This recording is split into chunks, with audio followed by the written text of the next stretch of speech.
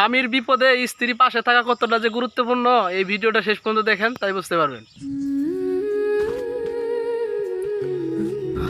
মা আমি মারে যাইতাছি। আচ্ছা, কিন্তু মারো কে রে? ওই পুকুর কাটার একটা কাজ পাইছি ক্ষেতের মধ্যে, ওইটা কাইটটা দেখি কিছু টিয়া পয়সা আনতারিনি। মাটি ঘরের কাজটা না করলে হয় না। দেখছে হাটটির মধ্যে কেমন ঠোসা উঠে গেছে গা। কাজ না করলে খাইবা কি? অটোটা নিছে গা, অটোটাও তার পাইতেছি না, ভাগ্য নাই লইয়া গেছে গা। এখন তো কাজ করতে হবে, বুঝো না? আচ্ছা, তো সাবধানে কাজ করেন আর তাড়াতাড়ি আয় পড়েন। ঠিক আছে। কি গো তোর জামাই কই? তাই না তো একটু খ্যাত গেছে। তোর জামাই তো খেতই বইরা থাকবো, কিস তোলাইতে তুই যে আমার কাছে বিচার দিতেছে, বেড়া তো পুলিশ লই আইবো।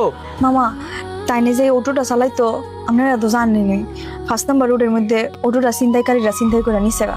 এই অটোটা চালাই তো সংসার চালাইতো, কিস্তি মিস্তি দিত। বেড়া ধর এটা বুঝতো না। মামা, আমি আমার আব্বারে ফোন দিছি, আমার আব্বাই যদি কিছু টিয়া ম্যানেজ করে আমার দেয়, পরে আমি আপনার ফোন দিই মনে। আচ্ছা ঠিক আছে, তাইলে আমার জানাইস, গেলাম আমি। ভাবি আসসালামু আলাইকুম। ওয়ালাইকুম আসসালাম, ভালো আছো ভাই? আছি ভাবি আলহামদুলিল্লাহ। ভাবি আয় বসছি বেড়াইতাম।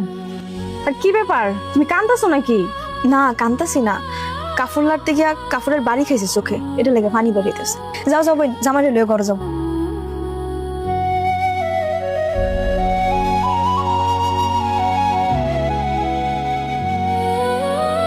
মনটা খারাপ করে রাখছেন কি লিখা?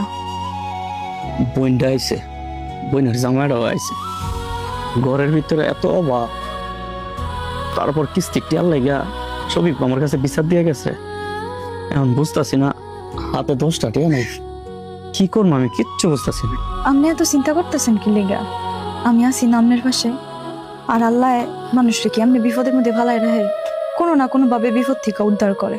এই লো, এই কানি জিনিসটি বিক্রি করে দাও, বিক্রি করে যেই টিয়া আইবো সেই টিয়া দা কিস্তির বের ভাঙবা, আর যে বাকি টিয়া থাকবো সেটি মিলাইছিলা, আর যে রেনমেন আছে দিয়া ঘরের মধ্যে বাজার করে লই।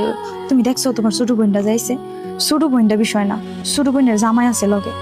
এখন যদি তুমি ভালো মন্দ কিছু না করে দিতে পারো, পরে তো 2 দিন পরে তোমার বোনটারে গাড়াইবো। কানের জিনিস কি কোনো বিষয় হইলো নাকি? তোমার সম্মান তো আমারই সম্মান।